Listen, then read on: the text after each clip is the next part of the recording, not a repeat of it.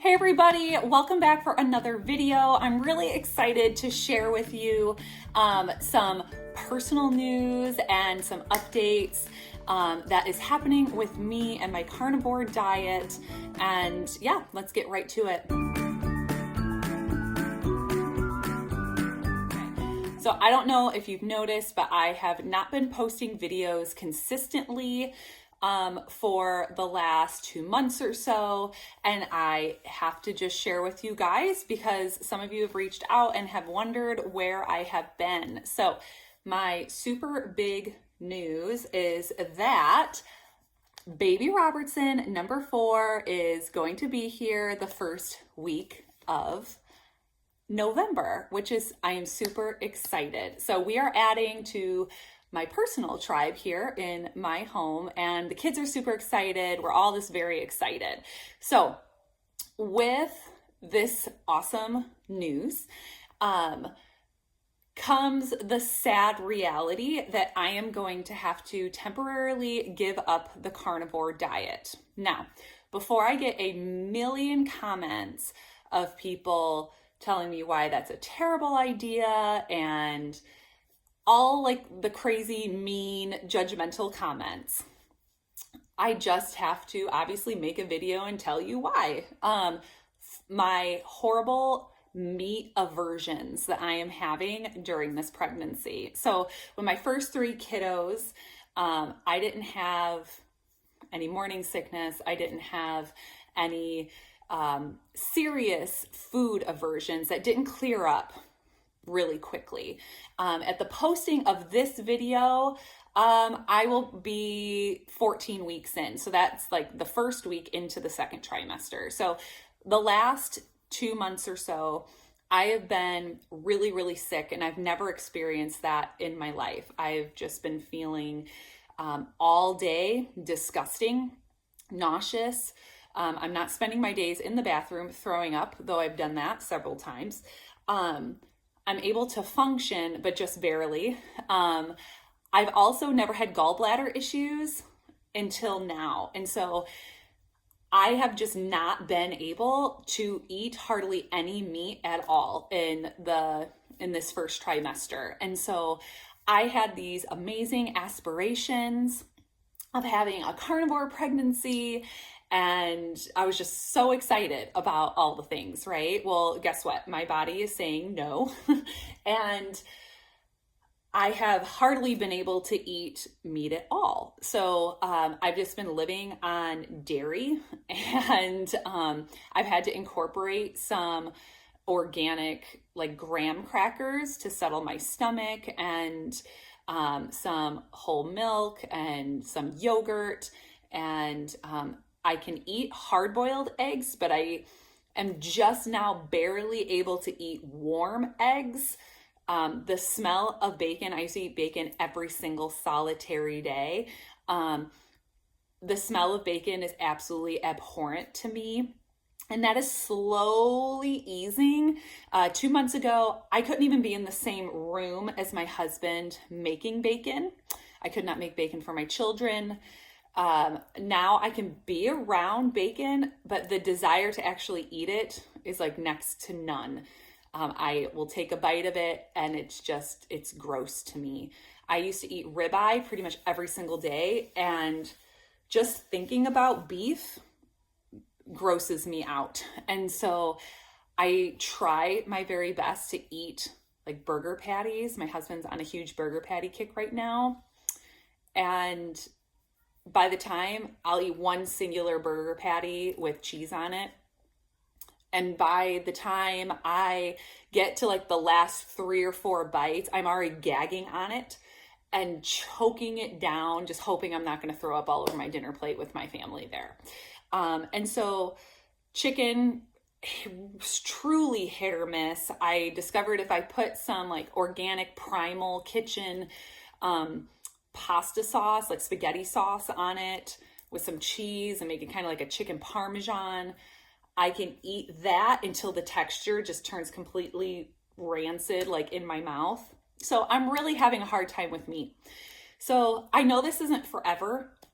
But I'm just doing everything I can, taking my vitamins and doing my Equip protein collagen powder and beef isolate protein powders and dairy, and I've had to, and then my gallbladder. Let's not like forget about the gall. I've never had gallbladder issues in my entire life.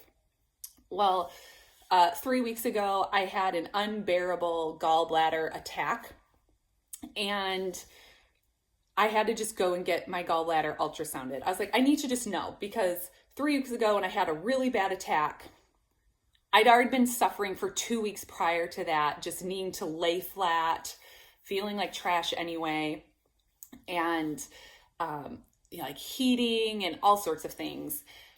And so I was like, all right, this has to be my gallbladder. We're going to go get it checked. So I go and I get it checked. I have no stones, no sludge, no enlargement. It is a perfectly healthy gallbladder, which, praise the Lord, truly, I don't want to have surgery. I don't want to have it removed. So I was very grateful for that. But I literally got no answers as to why I'm struggling. It's not uncommon for pregnant women to have gallbladder issues, I've come to learn in my research. But I think it was because I was eating such a high fat diet with whole milk, organic yogurt, whole milk, just whole milk, drinking whole milk, cheese.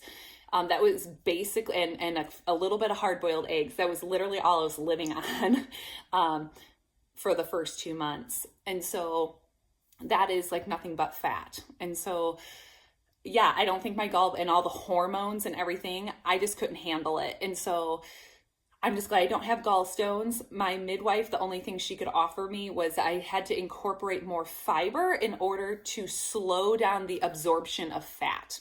So the last 2 weeks, which I'm stopping it now, but the last 2 weeks I started making my own bread that I used to make.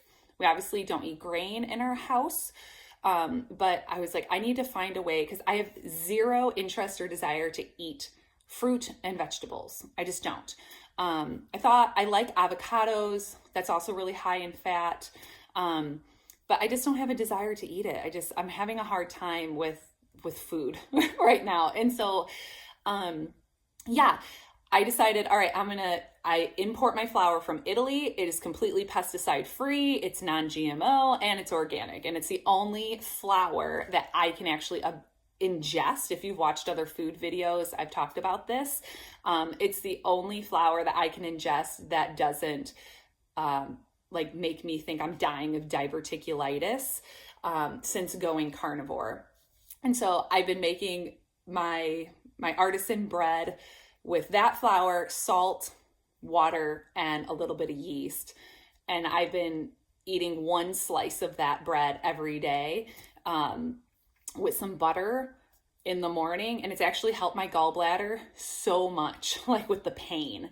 And just if my stomach starts turning really, really bad, like nauseous or something, I will eat an organic graham cracker, and that seems to help. And it has significantly helped my gallbladder pain. I don't know, just that has really, really, really helped. And so, yeah, guys, I know I will be back on the carnivore diet after this baby is born and while I'm nursing, but I have to right now give it up. But I am definitely going to be eating clean. I'm not going back to a standard American diet or anything like that, but I can tell you I have seen changes, not in a great way, with my skin, since obviously needing to incorporate a little bit more fiber or grain into my diet. And I mean, it's not terrible, obviously, but the texture is different. It's more flaky. It's not what I would love. But yeah, that is my big, big news. I'm super excited. I love children. So more kiddos, and then having to give up carnivore is super a bummer. So again, I just wanted to fill you guys in. I will still try my very best to do some food videos, obviously meat-based, and things like that during this pregnancy, but I'm just now starting to feel better, getting some little more energy back, not feeling sick all day long. My gallbladder is feeling so much better and not being in terrible pain all day for weeks. So that's why I've been posting really inconsistently. And yeah, if you don't have anything nice to say, please don't say anything at all. I just wanted some transparency with you guys, because I really do believe in eating like a KetoVore carnivore diet for like optimal health. And I had 3 pregnancies back in my 20s on a standard American diet, and I have 3 amazing children. So if you are pregnant now or you are hoping to have a child soon, do not freak out if you suffer with food aversions and you are worried that you won't be able to stay carnivore. My only suggestion to you is just eat as clean as possible and just do your very best. Like, God will give you the grace that you need to get you through this season. And then you can always jump right back into it. So again, guys, I hope you have a beautiful day. If you have any questions or anything, please don't hesitate to ask.